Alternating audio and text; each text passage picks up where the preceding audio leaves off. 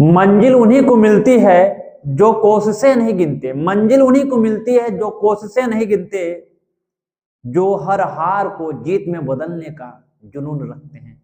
नमस्कार दोस्तों, मैं धर्मेंद्र कुमार पाल। आज आप लोगों को मैं पढ़ाने वाला हूं कक्षा 10 की गणित चैप्टर नंबर 12, जिस चैप्टर का नाम है पृष्ठीय क्षेत्रफल तथा आयतन। इस चैप्टर का हम लोग प्रश्नावली 12.2 का क्वेश्चन नंबर 6 पढ़ने वाले हैं। और जो बच्चे इस चैप्टर के और सब वीडियो को नहीं देखा है, वो इस वीडियो के दिए गए डिस्क्रिप्शन में इसके पहले के सारे क्वेश्चन का लिंक दिया गया है। आप लोग जाके वहां पे सारे क्वेश्चन के वीडियो को देख सकते हैं। चलिए सर्वप्रथम एक क्वेश्चन जो है यहाँ पे लिखा हुआ है, इस क्वेश्चन को पढ़ के हम आप लोगों को समझा देते हैं, फिर हम लोग सॉल्व करते हैं। लिखा क्या है, ऊंचाई 220 सेंटीमीटर और आधार व्यास 24 सेंटीमीटर वाले एक बेलन जिस पर ऊंचाई 60 सेंटीमीटर और त्रिज्या 8 सेंटीमीटर वाला एक अन्य बेलन आरोपित है से लोहे का एक स्तंभ बना है। इस स्तंभ का द्रव्यमान ज्ञात कीजिए, जबकि दिया है 1 सेंटीमीटर क्यूब लोहे का द्रव्यमान, जबकि दिया है 1 सेंटीमीटर क्यूब लोहे का द्रव्यमान लगभग 8 ग्राम होता है। दोस्तों ये देखिए, इसको मैं चित्र के माध्यम से आप लोगों को समझा दे रहा हूं। ये बेलन है, बेलन के ऊपर एक और बेलन रखा गया है। इस नीचे वाले बेलन की ऊंचाई है 220 सेंटीमीटर और इसके आधार का व्यास है 24 सेंटीमीटर। इसके ऊपर जो बेलन आरोपित किया गया है, इसकी ऊंचाई है 60 सेंटीमीटर और इसकी त्रिज्या है 8 सेंटीमीटर। ये टोटल स्तंभ बन रहा है और ये टोटल स्तंभ जो है ये लोहे से मिलकर बना है। और कितना लोहा इस स्तंभ को बनाने में लगा है, उसका द्रव्यमान हमको ज्ञात करना है। चलिए तो हम लोग जो जो दिया है उसको लिख लेते हैं। दिया है में लिखेंगे स्तंभ के बड़े बेलन, स्तंभ के बड़े बेलन की ऊंचाई कितना दिया है, 220 मीटर, 220 सेंटीमीटर। तो यहां पे लिख लेंगे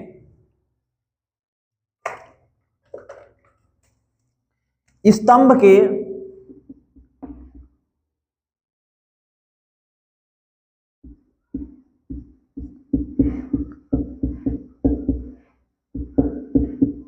बड़े बेलन की ऊंचाई, इसमें दो बेलन है तो बड़े बेलन की ऊंचाई को हम लोग h1 मान लेंगे। ठीक, तो यहाँ पे बड़े बेलन की ऊंचाई को हम h1 मानते हैं और h1 का मान 220 सेंटीमीटर दिया था, आप लिख देंगे 220 सेंटीमीटर। तथा बड़े बेलन का व्यास कितना दिया है, 24 सेंटीमीटर। तो यहां लिख लेंगे तथा बड़े बेलन का व्यास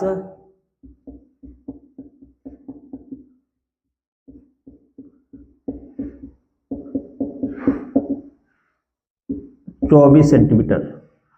अब देखिए ये बड़े बेलन का व्यास 24 है, तो व्यास का आधा होता है त्रिज्या, तो हम लोग इस बड़े बेलन की त्रिज्या भी निकाल सकते हैं। तो यहां पे लिख देंगे अतः बड़े बेलन की त्रिज्या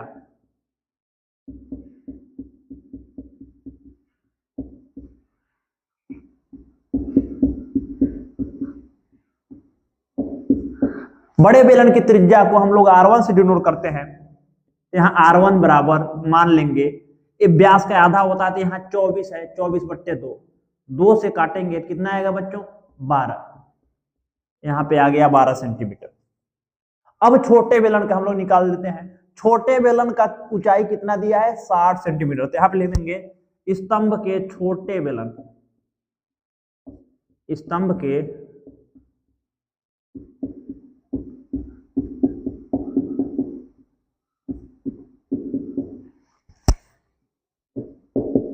छोटे बेलन की ऊंचाई को हम लोग h2 मान लेते हैं। बड़े बेलन की ऊंचाई को h1 माने हैं, तो छोटे बेलन की ऊंचाई को h2 मान लेते हैं। इसकी ऊंचाई कितना दिया है, 60 सेंटीमीटर। तो यहां पे लिख देंगे 60 सेंटीमीटर। छोटे बेलन की त्रिज्या तथा छोटे बेलन की त्रिज्या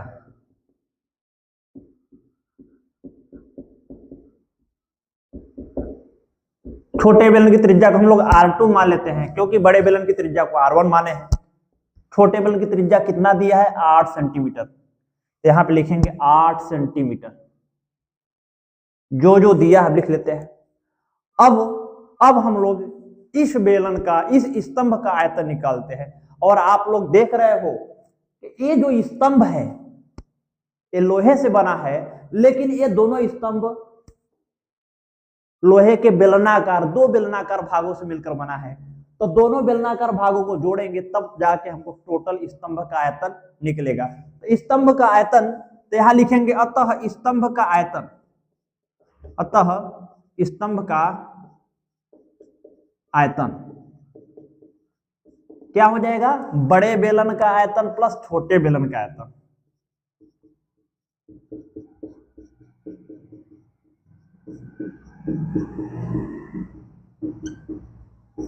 प्लस छोटे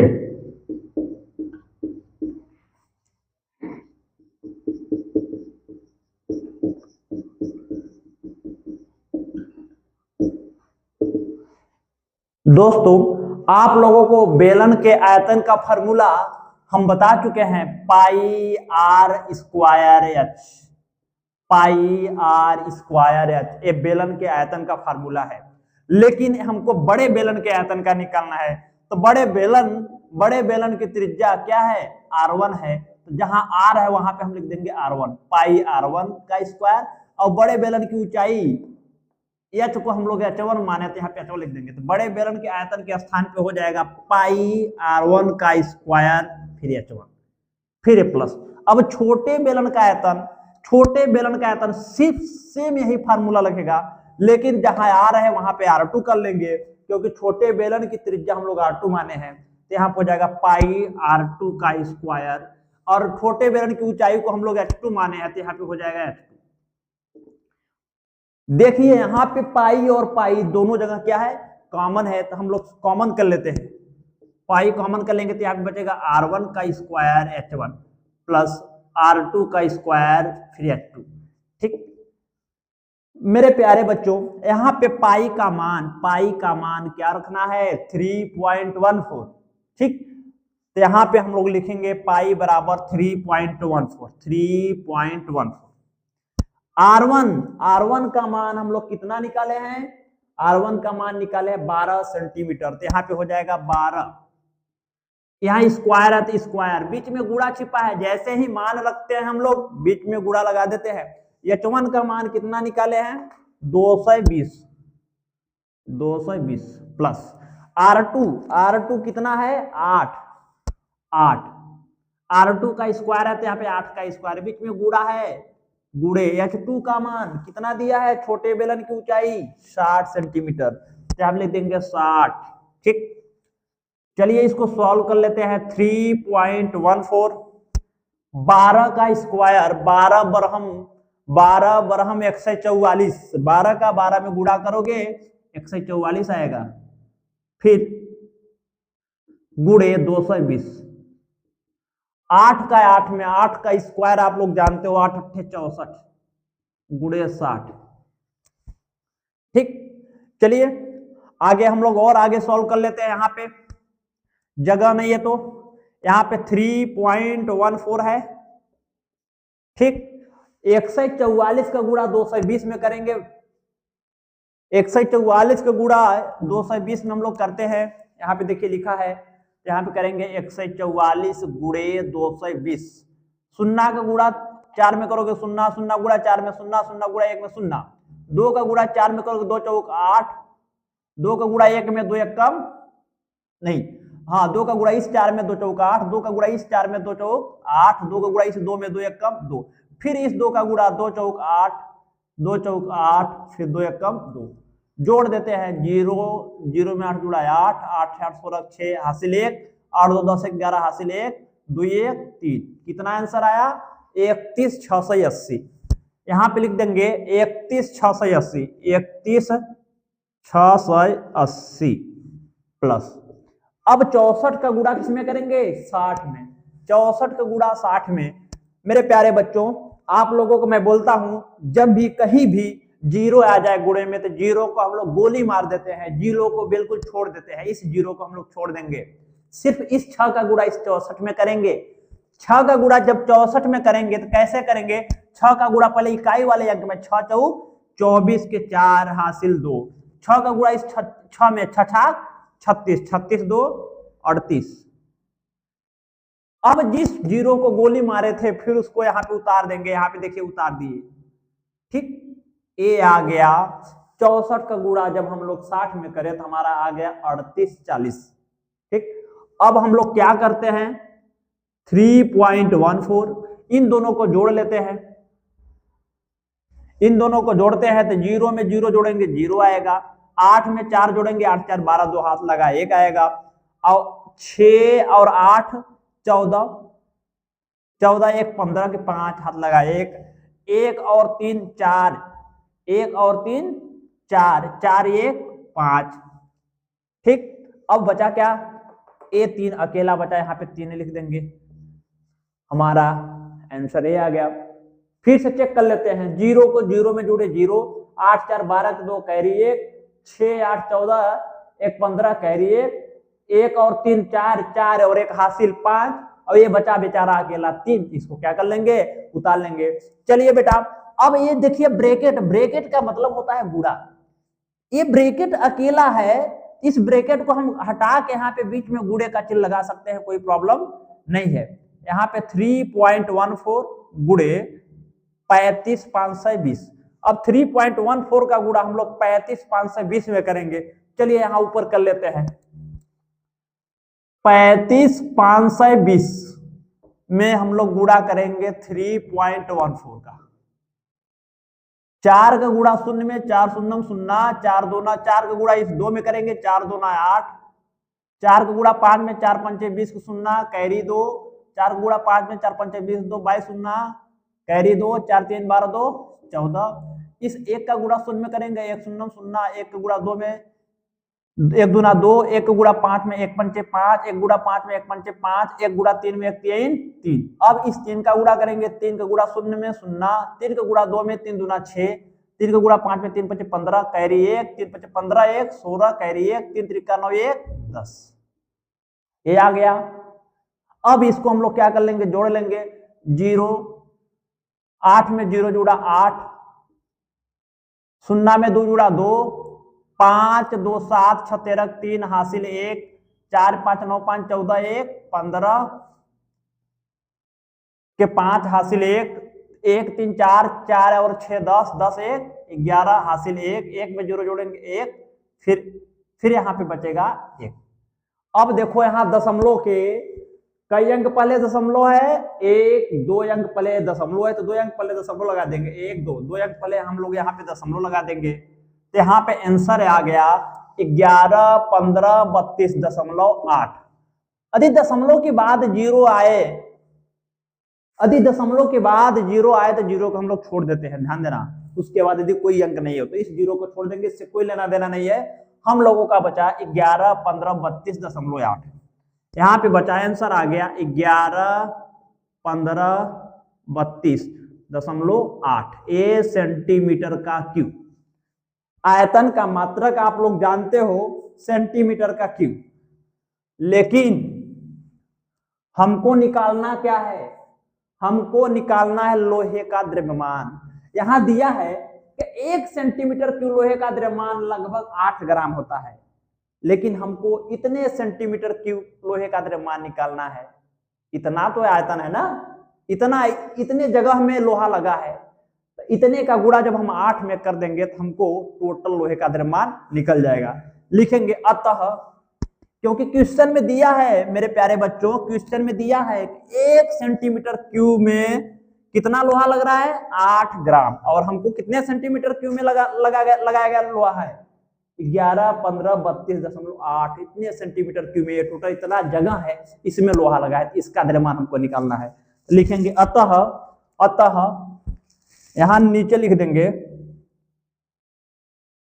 जगह नहीं है, अतः स्तंभ को बनाने में, स्तंभ को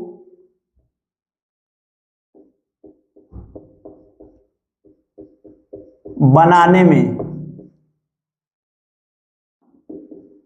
लगे लोहे का द्रव्यमान, लगे लोहे का द्रव्यमान कितना हो जाएगा, 11, 15, 32.8 में गुणा कर देंगे 8 का, क्योंकि 1 सेंटीमीटर क्यूब में 8 ग्राम लोहा लग रहा है, हमको इतने सेंटीमीटर क्यूब का निकालना है लोहे का द्रव्यमान। 8 का गुणा कर देंगे, गुणा कर दीजिए। 8 का गुणा 8 में 8 8 64 के 4 कैरी 6, 8 का गुणा ये 2 में 8 दूना 16, 16 6 22 के 2 कैरी 2, 8 का गुणा इस 3 में 8 3 24 2 26 6 कैरी 2, 8 का गुणा इस 5 में 8 5 40 2 42 के 2 कैरी 4, 8 का गुणा इस 1 में 8 कम 8 4 12 के 2 कैरी 1, 8 का गुणा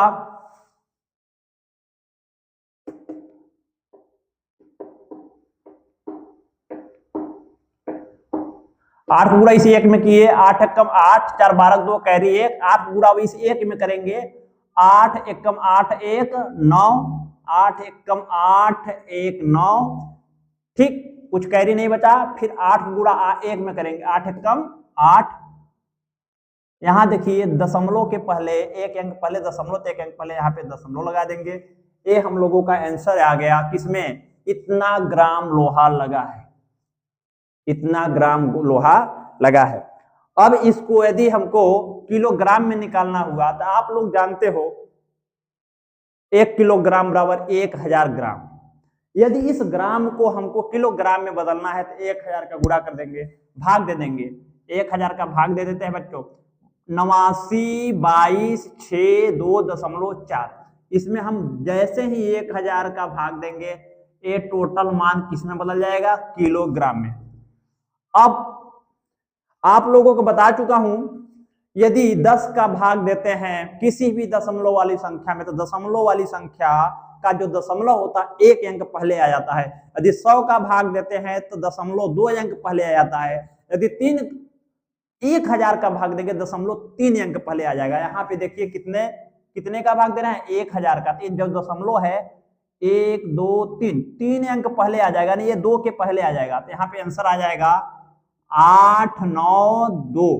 यहाँ पे आ गया ना, 3 अंक पहले 1 2 3, यहाँ पे दशमलव आ जाएगा। तो यहाँ पे दशमलव लगाएंगे, फिर इस 2 को लिखेंगे, फिर इस 6 को, फिर ये 2 बिताई क्या 4। इतना किलोग्राम लोहा जो है इस स्तंभ को बनाने में लगेगा। यही मेरा आंसर है, आप लोग इसको लिख लीजिए अच्छे से।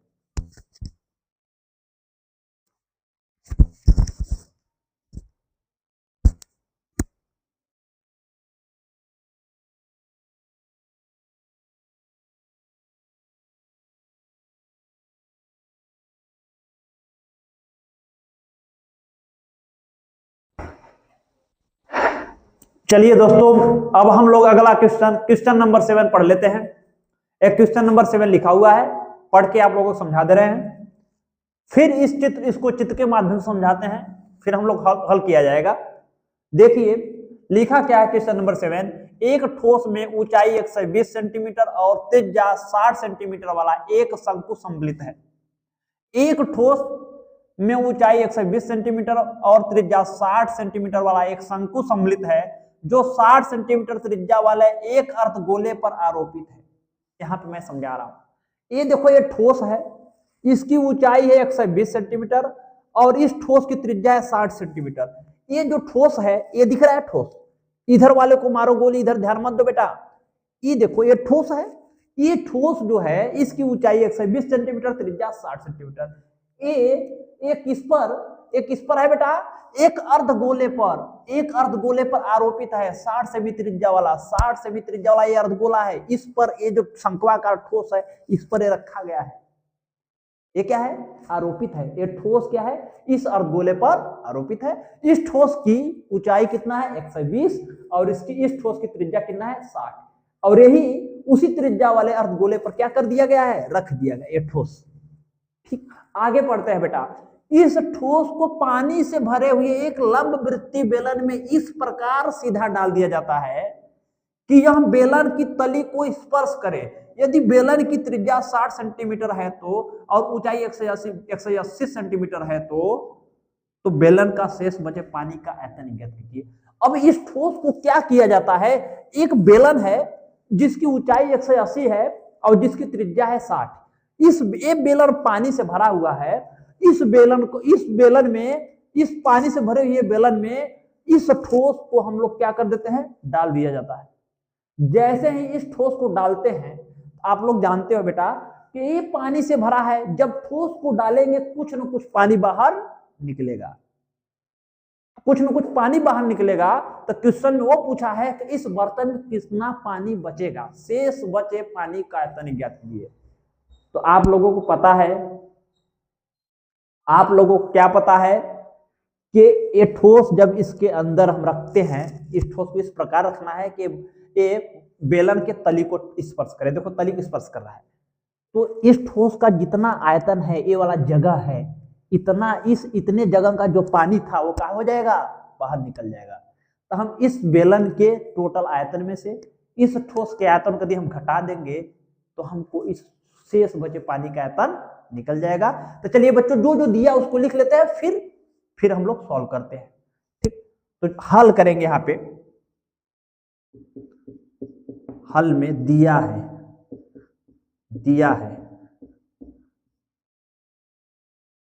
ठोस के शंक्वाकार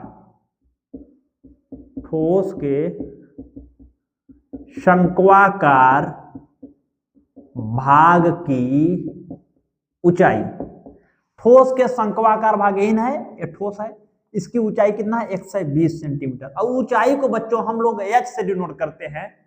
तो यहाँ पे हम इसमें दो, एक बेलन है और एक शंकु है, शंकु की ऊंचाई को हम लोग h1 मान लेते हैं। h1 बराबर दिया है, h1 बराबर कितना दिया है 120 सेंटीमीटर। ठीक, और क्या दिया है, तथा इस शंक्वाकार भाग की त्रिज्या कितना दिया है, तथा त्रिज्या r बराबर 60 सेंटीमीटर। और देखिए अर्धगोले की, ठोस के अर्धगोलाकार भाग की, अर्धगोलाकार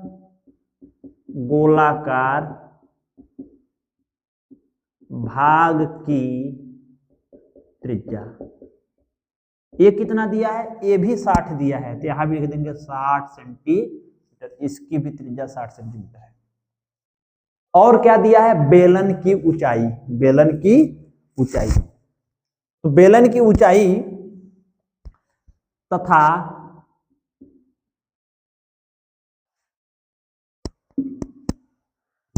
पानी से भरे लंब वृत्तीय बेलन की ऊंचाई, पानी से भरे लंब वृत्तीय बेलन की ऊंचाई कितना दी है 180 सेंटीमीटर। ऊंचाई को हम लोग h से डिनोट करते हैं, लेकिन यहाँ पे शंकु की ऊंचाई को h1 माने तो इसकी ऊंचाई को h2 मान लेंगे हम लोग। तो h2 यहाँ हो जाएगा h2 बराबर 180 सेंटीमीटर।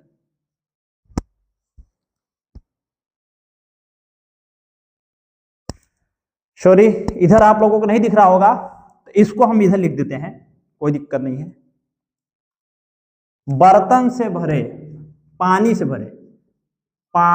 से भरे लंब वृत्तीय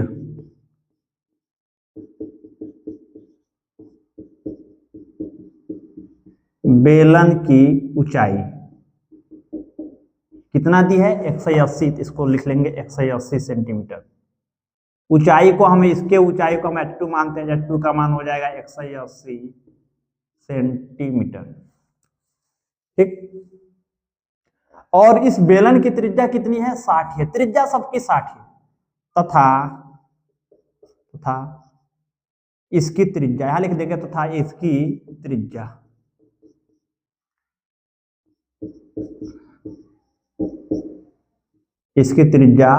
को r से डिनोट करते हैं, हो जाएगा 60 सेंटीमीटर। ठीक, अब चलिए हम लोग क्या करते हैं, शेष बचे पानी का आयतन कैसे निकालेंगे। अभी मैं बताया बेलन का टोटल आयतन, क्योंकि बेलन के टोटल आयतन में टोटल पानी भरा था। फिर इस ठोस को डालेंगे तो इस ठोस के आयतन के बराबर पानी निकल जाएगा। तो बेलन के टोटल आयतन में से इस ठोस के आयतन को घटा देंगे तो हमको शेष बचे पानी का आयतन निकल जाएगा। तो लिखेंगे अतः शेष बचे पानी का आयतन बराबर, अतः शेष बचे पानी का आयतन बराबर क्या हो जाएगा, पानी से भरे बेलन का आयतन, पानी से भरे बेलन का आयतन माइनस ठोस का आयतन।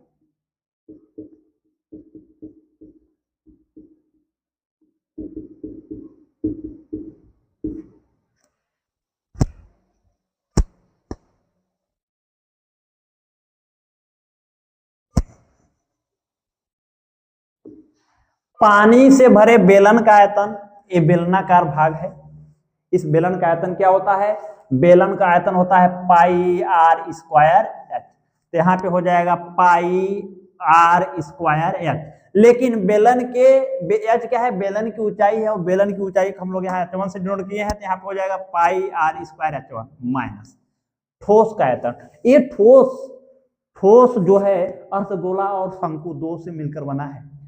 तो ठोस का आयतन कैसे निकालेंगे बेटा, शंकु का आयतन प्लस अर्धगोले का आयतन।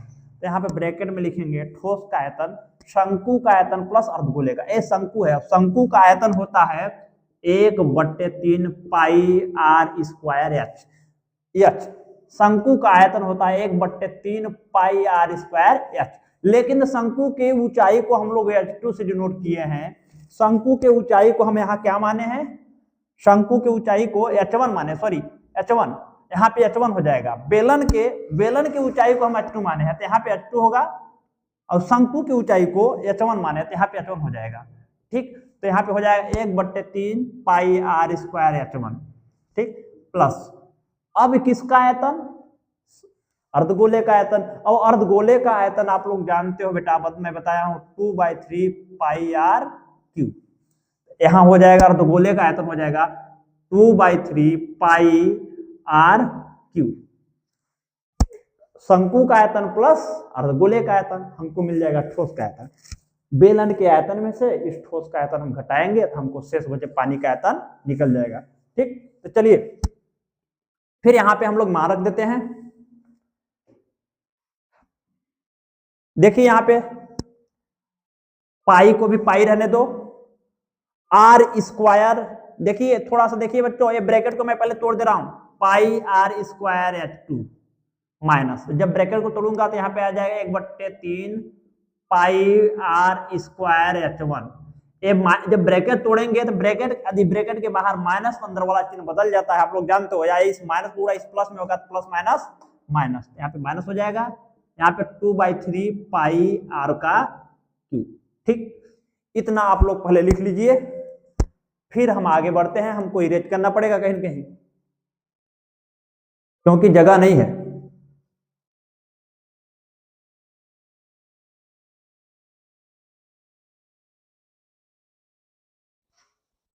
चलिए क्वेश्चन को मैं इरेज कर देता हूं इधर का सारा, इधर मैं इरेज करके आप लोगों को बता देता हूं।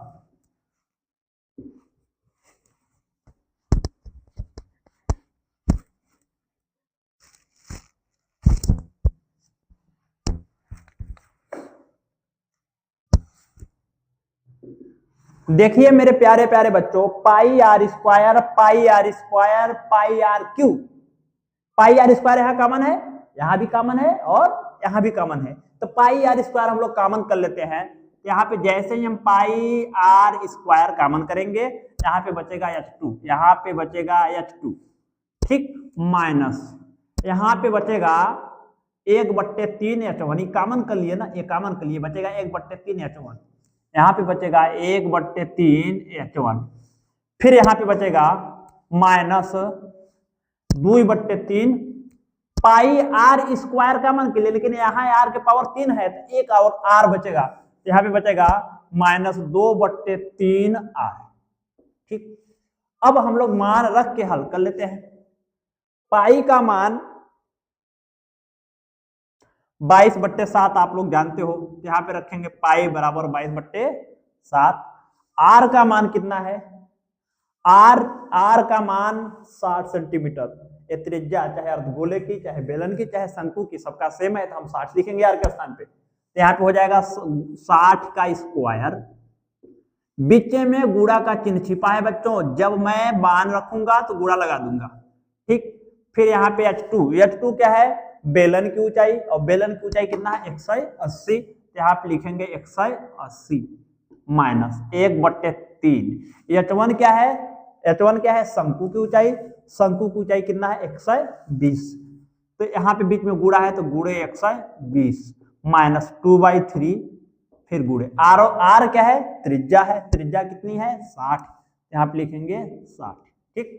चलिए इसको हल कर लेते हैं। ये 60 का स्क्वायर है, ये 60 का स्क्वायर है, ठीक। तो 22/7, 60 का स्क्वायर, 60 का स्क्वायर 6 का स्क्वायर होता है 6 का 36, और 60 जीरो है तो जीरो का 2 बार जीरो हो जाएगा, 60 का 60 में गुणा करेंगे तो 36 से आता है, ध्यान सुनिएगा।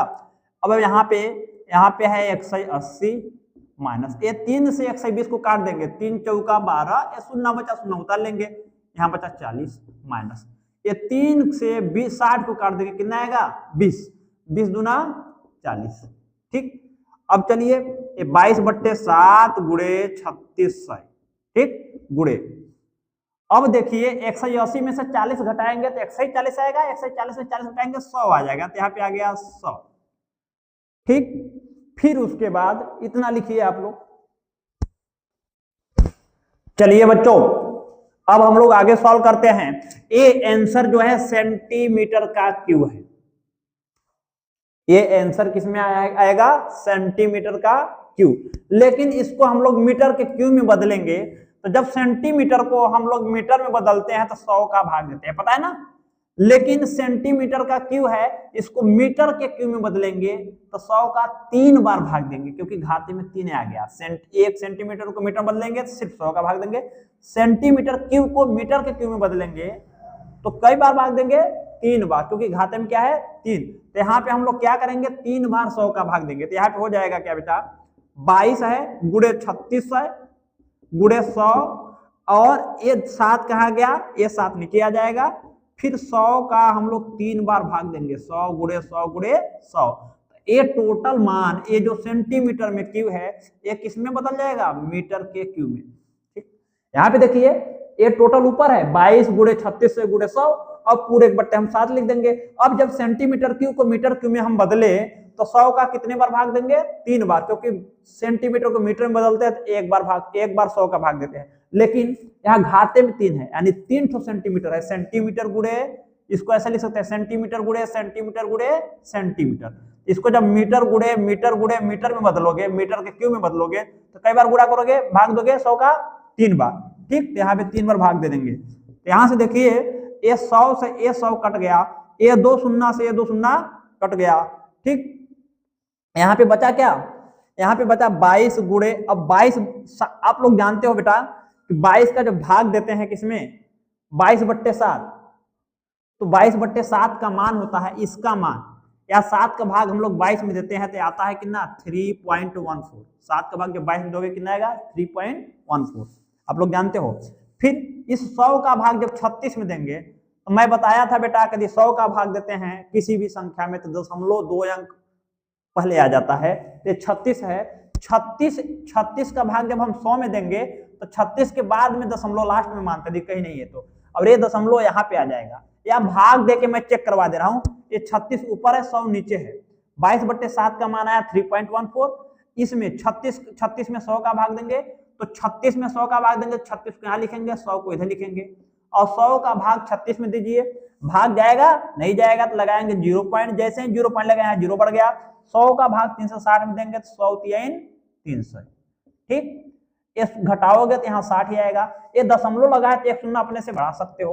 100 का भाग 6 में 100 छक्का 600, तो इसका आंसर कितना है, 100 का भाग जब हम 36 में दिए तो इसका आंसर आया 0.36 गुणा में, ठीक।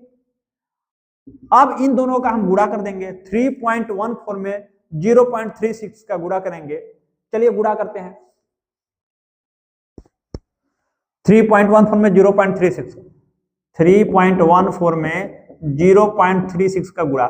6 चौक 24 के 4 कैरी 2 6 एकम 6 2 8 छत्रिक 18 3 चौक 12 2 कैरी 1 3 एकम 3 1 4 3 त्रिक्का 9 कितना आया 4 8 2 10 0 कैरी 1 8 4 12 3 कैरी 1 9 1 10 1 11।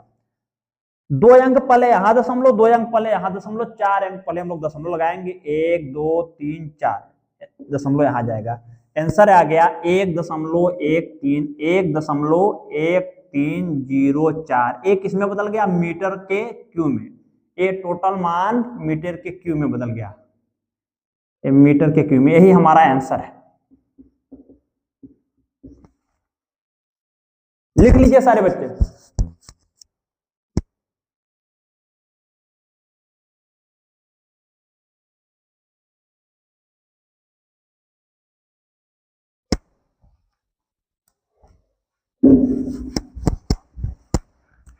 यहां लिख देंगे अतः शेष बचे पानी का आयतन, अतः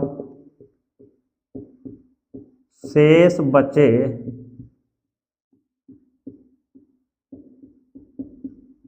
पानी का आयतन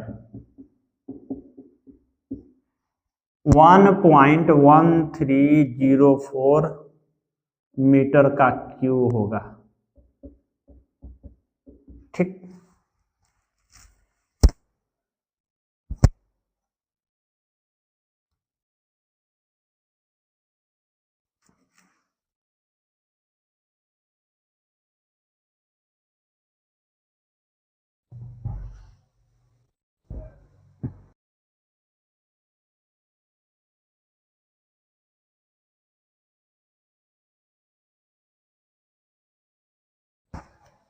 चलिए बच्चों अब हम लोग क्वेश्चन नंबर 8 पढ़ते हैं। ठीक, क्वेश्चन नंबर 8 क्या लिखा है। एक गोलाकार कांच के बर्तन की एक बेलन के आकार की गर्दन। एक गोलाकार कांच है, एक कांच का बर्तन है, इसकी जो गर्दन है ये कैसा है बेटा, ये बेलन के आकार की है।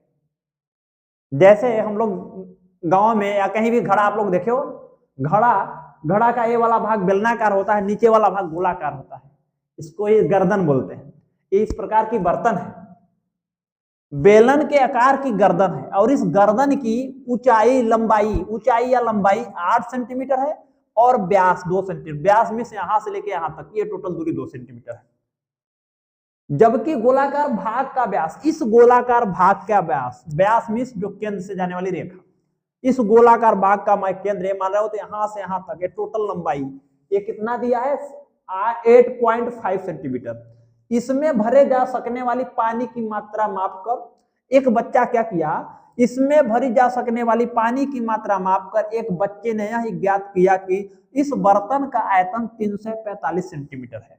एक बच्चा क्या किया, इसमें टोटल पानी भरा और उस पानी की मात्रा को ज्ञात किया। ज्ञात करने के बाद उन्होंने बताया, उसने क्या बताया, इस बर्तन का जो टोटल आयतन है वो 345 सेंटीमीटर है।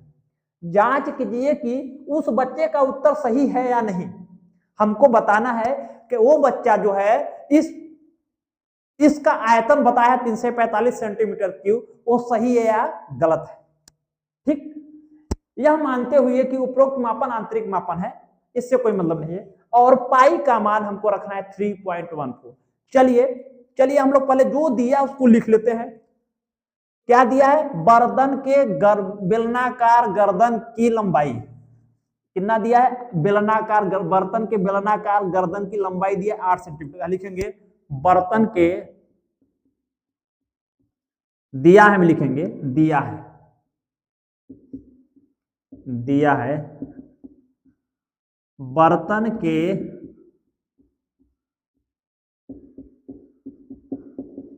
बेलनाकार गर्दन की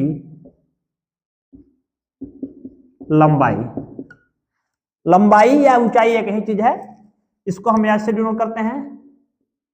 ये दिया है 8 सेंटीमीटर, ये दिया है 8 सेंटीमीटर।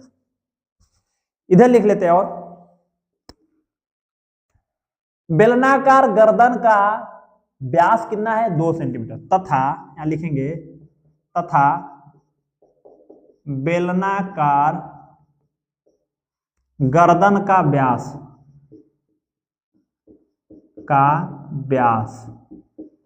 बराबर 2 सेंटीमीटर।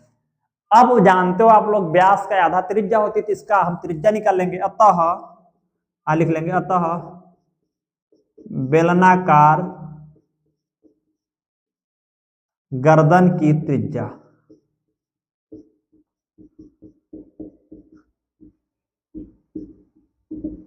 त्रिज्या को हम लोग आर से डिनोट करते हैं। यहाँ पे आर डिनोट करेंगे। ये 2 का आधा होता है, व्यास 2 है तो 2 में 2 का भाग दे देंगे, हमको त्रिज्या मिल जाएगी 1 सेंटीमीटर। चलिए, और गोलाकार बर्तन के गोलाकार भाग का व्यास कितना दिया है? 8.5 सेंटीमीटर। तथा बर्तन के गोलाकार भाग का व्यास कितना दिया है? 8.5 सेंटीमीटर।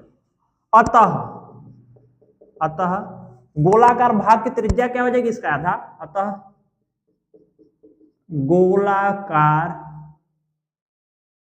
गोलाकार भाग की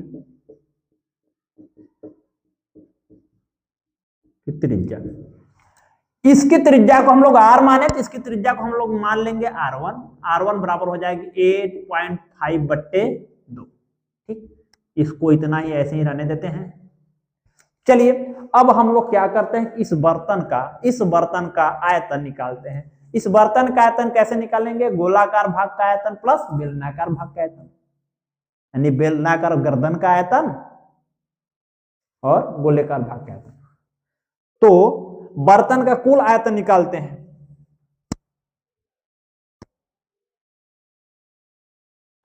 यहां लिखेंगे, इसलिए बर्तन का कुल आयतन बराबर, इसलिए बर्तन का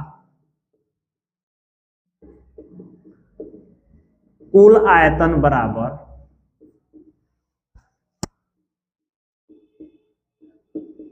बेलनाकार बर्तन के बेलनाकार गर्दन का आयतन प्लस गोलाकार भाग का आयतन प्लस गोलाकार भाग का आयतन। ठीक, चलिए बच्चों, इतना लिखिए, फिर मैं इधर बताता हूं, उधर जगह नहीं है, इधर बताऊंगा, इधर क्वेश्चन को इरेज करूंगा। जल्दी से लिखिए।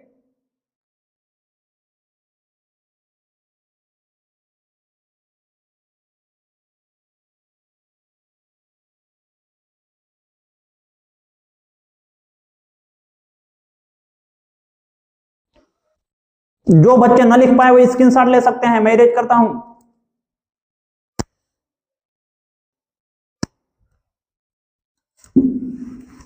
इरेज कर दिया। अब मैं इधर बताता हूं, यहां पे बराबर को यहां लिख लूंगा। बर्तन के बेलनाकार गर्दन का आयतन, ये बेलन है, और बेलन का आयतन होता है, आप लोग जानते हो बेलन का आयतन होता है पाई आर स्क्वायर एच, तो हो जाएगा पाई आर स्क्वायर एच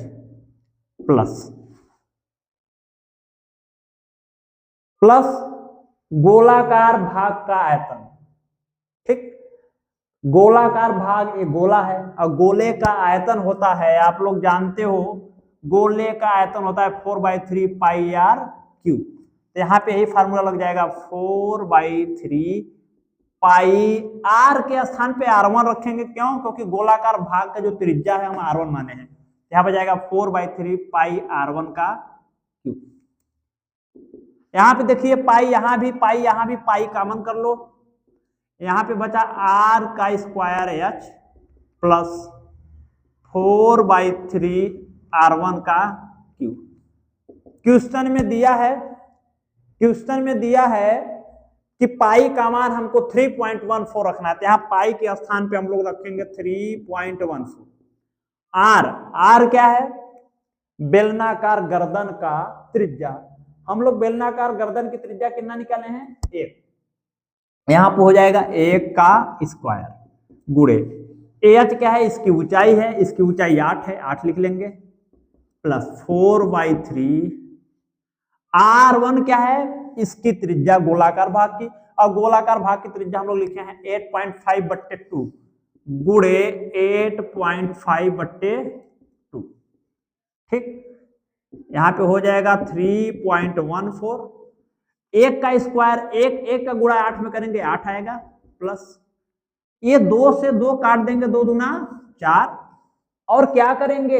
ये 8.5 है, 8.5 है, इसका गुणा जब 2 में करेंगे, ये 8 दूना 8.5 का गुणा 2 में करेंगे 17 आएगा। गुणा करना 8.5 का गुणा जब 2 में करेंगे तो आएगा 17। और नीचे क्या बचा? नीचे 3 बचा। ठीक, इसको हम हल करेंगे 3.14, 3 का गुणा 8 में, 3 अट्ठे 24, आप लोग जानते हो इसका गुणा इसमें करते हैं, 3 अट्ठे 24 प्लस 17, अब पूरे बच्चे क्या लिखेंगे? 3। 3.14, 24 में 17 को जोड़ेंगे कितना आएगा बच्चों? 41 आएगा, 41 बट्टे आएगा 3, यहाँ पे गुणे लगा देंगे। ठीक, अब क्या करेंगे? ये 3 से इसको काट देंगे,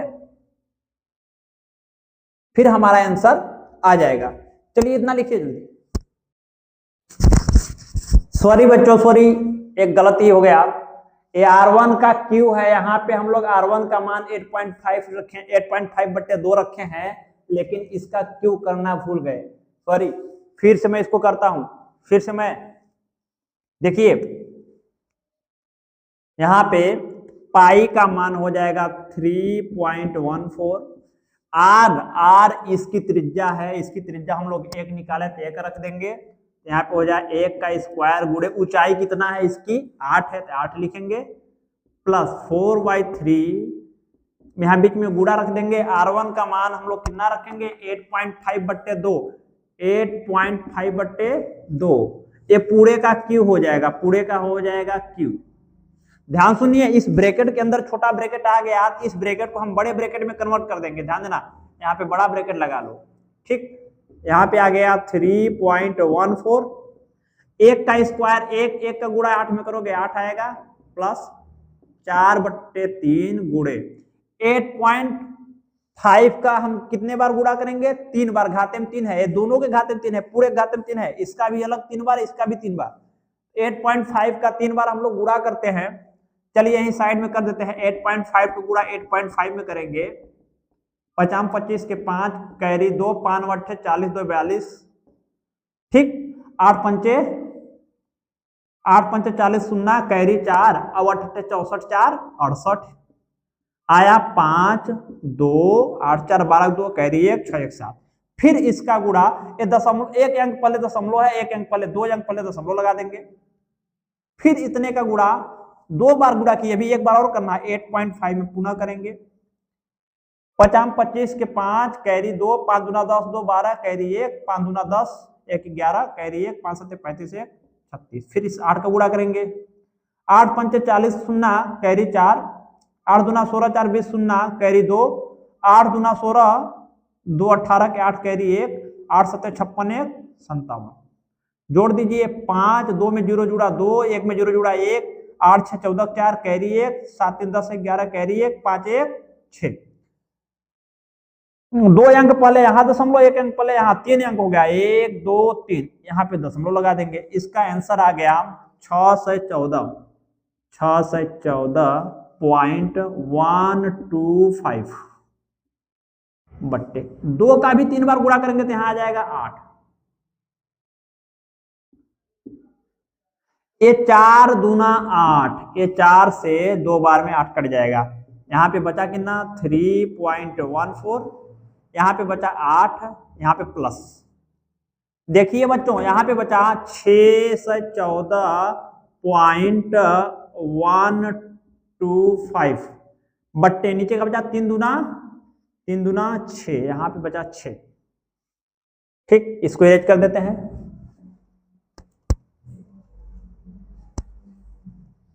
अब इसका गुणा इसमें करके इसको जोड़ देते हैं, यहां पे आ जाएगा 3.14। 8 का गुणा 6 में 8 छाक 48 प्लस 6 से 14.125 पूरे के बट्टे आ जाएगा 6। ठीक, अब क्या करेंगे, इन दोनों को जोड़ेंगे 3.14। 48 में 6 से 14.125 को जोड़ेंगे, 6 से 14.125 में 48 को जोड़ दो बेटा। दशमलव के बाद कुछ नहीं तो इसमें तो जीरो लगा देंगे। 5 में जीरो जोड़ेंगे 5, 2 में जीरो जोड़ेंगे 2, 1 में जीरो जोड़ेंगे 1, दशमलव के नीचे दशमलव लिखेंगे। 4 में 8 जोड़ेंगे 2, कैरी 1, 1 और 4 5, नहीं 8 4 12 2, कैरी 1, 1 और 4 5, 5 और 1 कैरी 6, यहां बचा 6। इसका आंसर आ गया 6 से 62.125। इन दोनों को जोड़े आ गया 6 से 62.125 बट्टे बट्टे में क्या 6। बेटा ये ब्रैकेट जब हटाएंगे तो यहां बीच में लगा देंगे गुणा। ठीक, अब हम लोग क्या करते हैं, इस 6 का इसमें भाग दे देते हैं, फिर हम लोग मान निकाल लेंगे। तो चलिए भाग दिया जाए। 6 का भाग 6 से 62.125 में देते हैं, या 3.14 में भी दे सकते हैं, कोई दिक्कत नहीं है। चलिए इसका भाग इसमें दे सकते हैं, दे दे, कोई दिक्कत नहीं। 3.14 में 6 का भाग देते हैं, तो यहाँ पे आ जाएगा 6 भागे, ये 6 नीचे है ऊपर है, इसमें इसका भाग देंगे 3.14। 6 का भाग सबसे पहले 3 में देंगे। कुछ बच्चों को भाग नहीं आता होगा, दशमलव वाला हमको पता है, ध्यान सुनिए, भाग आपको समझ आ जाएगा। 6 का भाग सबसे पहले 3 में देंगे, 3 में देंगे, 3 में 6 का भाग जाएगा नहीं जाएगा, तो ये 3 के साथ हम किसको लेंगे, 1 को। लेकिन बेटा 1 के पहले क्या है, दशमलव। ये दशमलव क्या कहता है कि जब तक हमको हटाओगे नहीं तब तक तुमको इस 3 को हम 1 के पास आने नहीं देंगे। तो ये दशमलव को हम लोग सबसे पहले क्या कर देते हैं, यहाँ पे हटा देते हैं, यहाँ पे लिख दिए। अब ये दशमलव हट गया तो कितना बन गया, 31। अब 6 का भाग 31 में देंगे, 6 पंचे 30, घटाएंगे, 1 में 0 गया 1, 3 में 3 गया कटपिट, अब उतारेंगे 4। 6 का भाग 14 में, 6 दूना सॉरी यहाँ 6 पंचे 30। ठीक, 6 का भाग 14 में, 6 दूना 12, घटाओगे कितना आएगा, 4 में 2 घटा 2 कटपिट। दशमलव लग गया है बेटा, अपने से 0 बढ़ा सकते हो। 6 का भाग 20 में, 6 त्रिक 18, फिर बचा कितना, फिर 2 बचा, फिर हो गया 20, फिर 6 त्रिक 18। इसी प्रकार ये भाग बढ़ता चला जाएगा। हम लोग बहुत काफी हो गया, दशमलव के 3 स्थान तक ही मान लिख लेते हैं। इसका आंसर आएगा 0.523।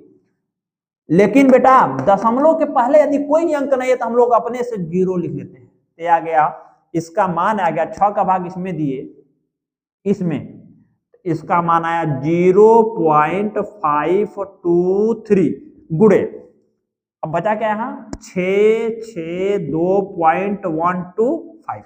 अब इसका गुणा हम लोग इसमें करेंगे और फिर हम लोग का मान आ जाएगा।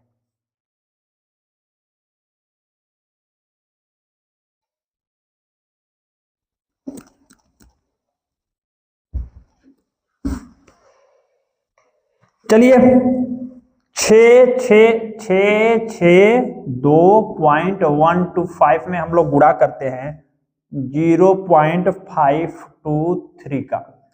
3 का गुणा 5 में, 3 5 15 के 5 कैरी 1, 3 दूना 6 1 7, 3 1 3, 3 दूना 6, 3 6 18 के 8 कैरी 1, 3 6 18 1 19, 2 पंचे 10 के 0, ये 2 का गुणा 2 पंचे 10 0 कैरी 1, 2 दूना 4 1 5, 2 1 2, 2 दूना 4, 2 छक 12 2 कैरी 1, 2 छक 12 1 13। अब 5 का 50 25 कैरी 2, 5 दूना 10 2 12 कैरी 1, 5 1 5 1 6, 5 दूना 10 के 0 कैरी 1, 5 छक 30 और 1 36, 5 छक 30 1 31 1 कैरी 3, 5 छक 30 3 35।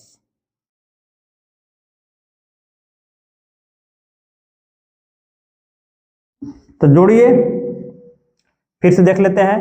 5 25, कैरी 2, 5 दूना 10, 2 12, कैरी 1, 5 1 कम 5 1 6, 5 दूना 10 सुना, कैरी 1, 5 36 1 31, कैरी 3, फिर 5 6 30 3 33, सही है ना। ये 5 ये 7 सुना 7, 3 5 8 8 5 13 3, कैरी 1, 6 2 8 2 10, 10 और 1 कैरी 11, 1 कैरी 1, 8 4 12 6 18 1 और 9 कैरी 1, 9 2 11 1 12 2 कैरी 1, 3 1 3 4 4 1 5 5 1 6, कोई दिक्कत, कैरी नहीं। और 3 1 4 और यहाँ पे 3, 3 अंक पहले यहाँ दशमलव, 3 अंक पहले यहाँ, 6 अंक पहले दशमलव लगाएंगे, 1 2 3 4 5 6, यहाँ पे दशमलव लगाएंगे। इसका मान आ गया 346.29, दशमलव 2 स्थान तक लिखो, इसको रहने दो। इसका आंसर आ गया 346.29। क्या यही आंसर वो बच्चा ज्ञात किया था? वो बच्चा ज्ञात किया था पानी का आयतन, इस बेलनाकार बर्तन का आयतन 345 सेंटीमीटर का क्यूब। क्या ये दोनों बराबर है?